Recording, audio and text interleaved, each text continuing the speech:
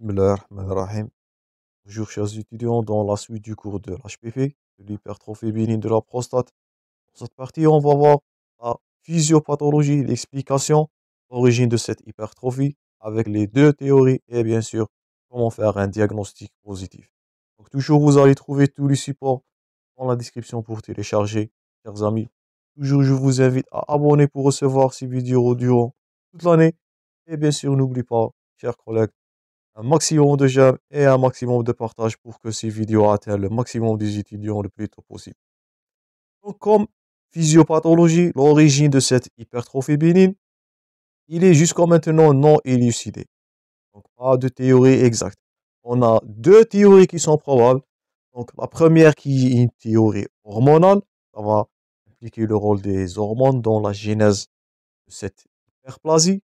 Et deuxièmement, la deuxième théorie qui est une théorie qui est stromale. Pour la théorie hormonale, elle est expliquée par la croissance et le développement de la prostate. Il est sous la dépendance des androgènes. Et pour cela, va administrer des anti, à retenir anti-androgènes pour lutter contre cette hypertrophie bénigne comme traitement symptomatique. Donc, on a vu précédemment, première modalité de traitement, c'était les alpha-bloquants. Deuxièmement, on peut administrer les anti-androgènes. Donc, comme explication, avec l'âge, augmentation de l'âge, l'âge avancé, la concentration de DHT, dihydrotestostérone, elle va augmenter et elle va accumuler dans la prostate. C'est ce qui va expliquer l'augmentation de volume. Parce que, je répète, la glande, la prostate, elle est sous dépendance des androgènes. Donc, première théorie, théorie dite hormonale. Deuxièmement, la deuxième théorie, qui est la théorie stromale. Cette théorie stromale se résume par un déséquilibre entre la prolifération cellulaire et de l'apoptose. Donc là, la prolifération du stroma fibreux, donc ça va expliquer la composante fibreuse, elle est sous dépendance des cellules glandulaires épithéliales. Et elle est sous l'action là des facteurs de croissance. Donc là, c'est la théorie hormonale, c'est le DHT.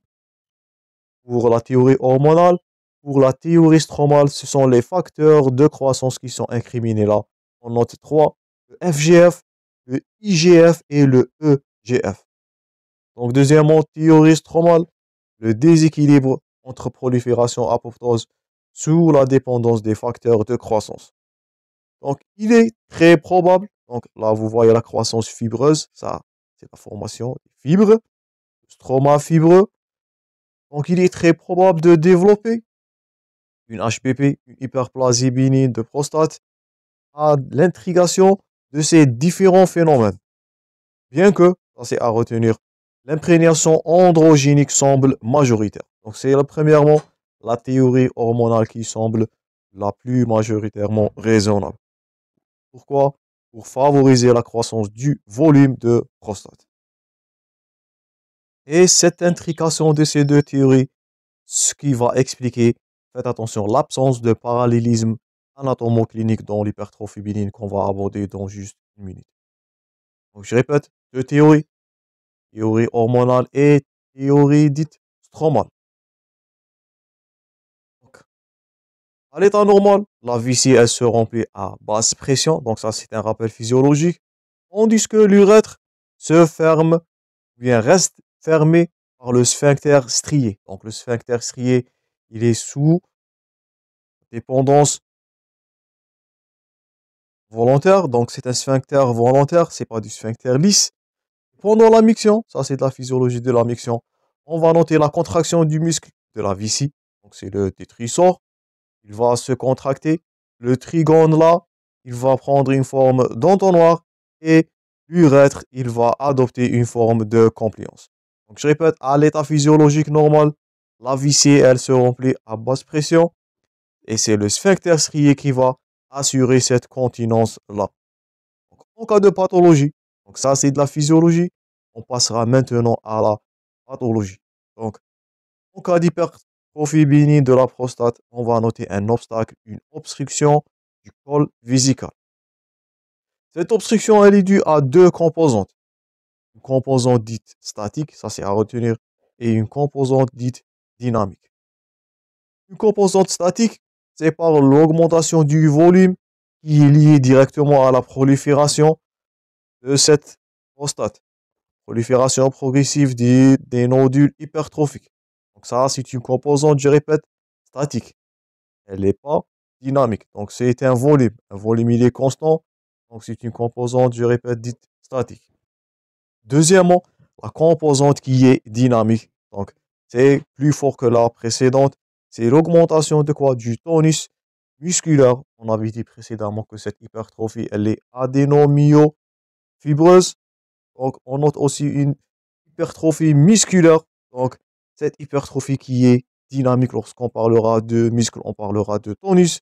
Donc ça, c'est de la composante dynamique et elle est sous la dépendance, je répète, du récepteur alpha-adrénergique. Ça, ce qui explique l'utilisation des alpha-bloquants comme traitement. Donc, je répète, deux composantes qui sont liées à cette hypertrophie.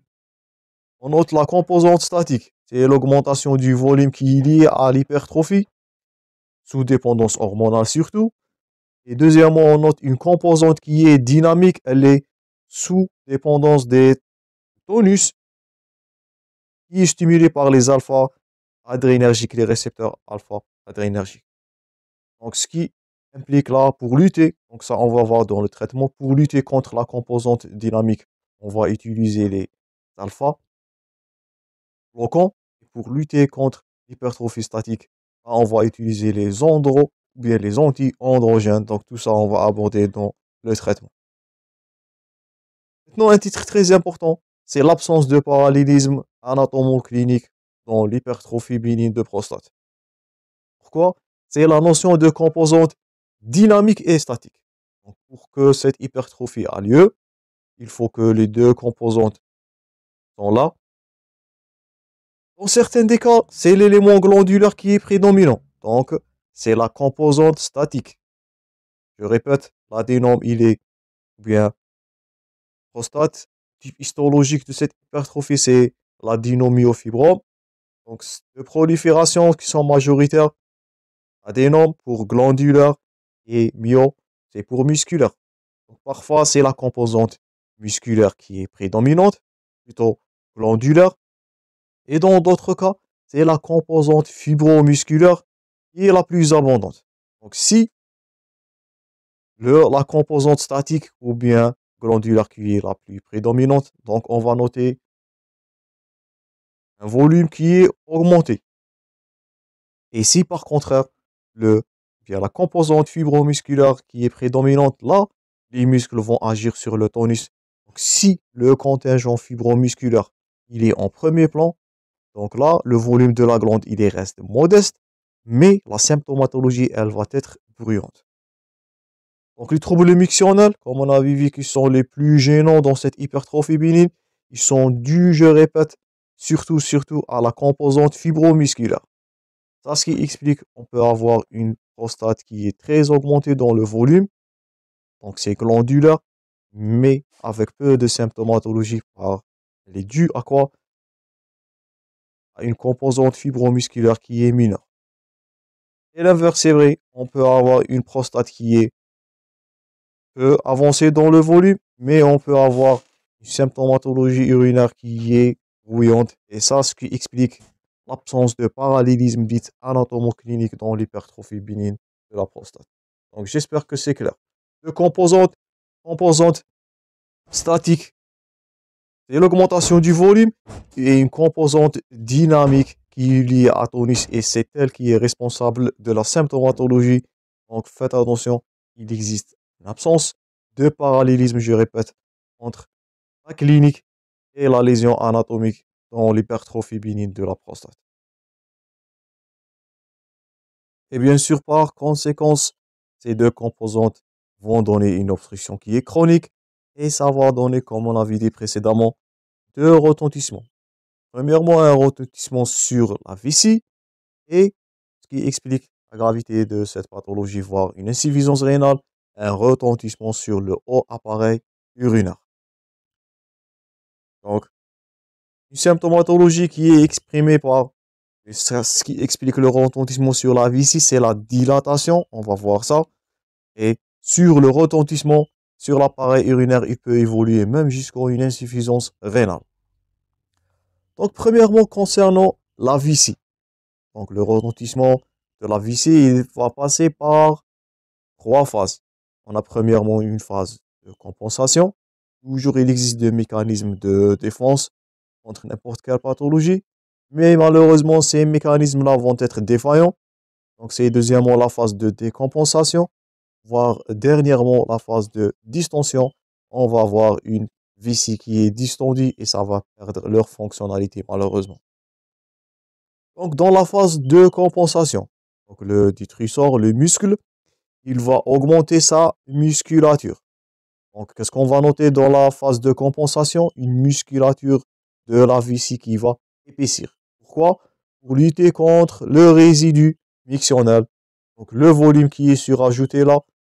Donc, on note là un trouble de vidange de la vessie.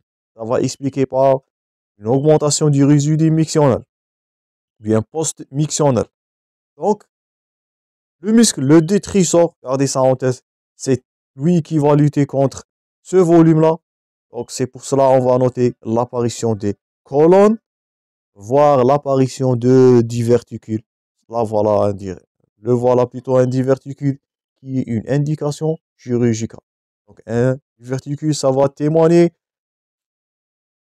du vessie qui souffre d'un volume qui est énorme.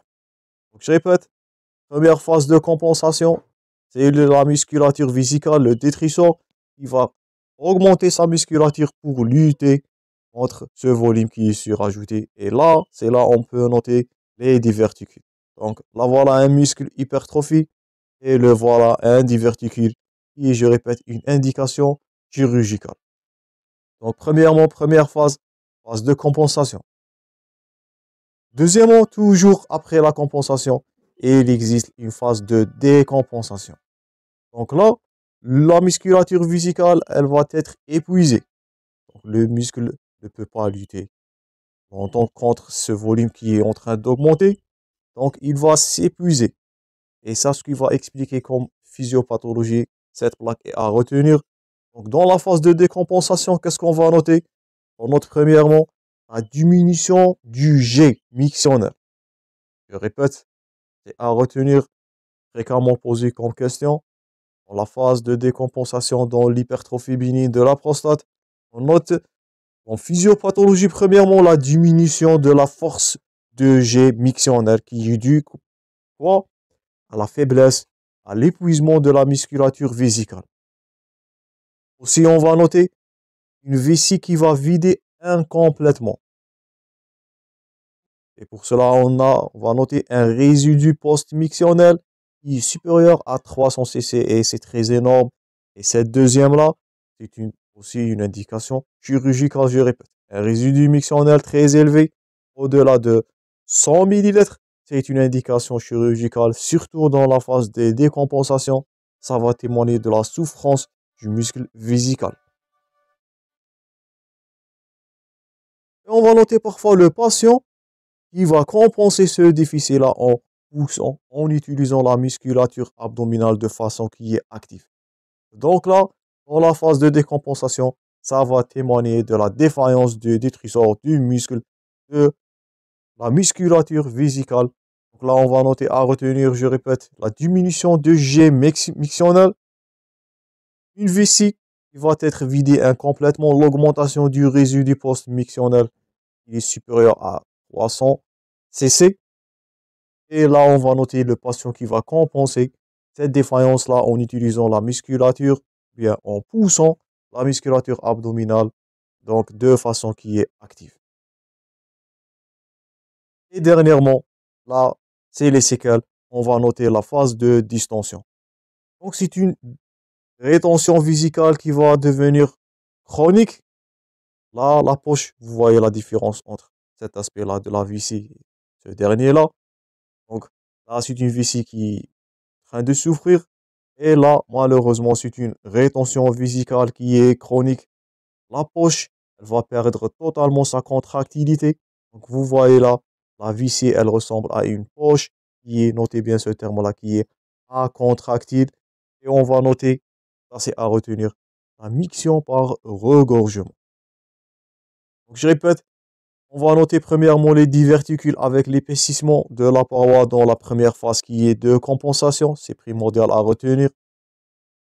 On va noter la diminution du jet mictionnel avec l'augmentation du résidu post-mictionnel. Tout ça, ce sont des retentissements sur la vessie. Là, c'est dans la phase de décompensation. Et dans la phase de distension, on va noter là une poche qui est acontractile. Et faites attention, on a aussi des mictions dites par regorgement.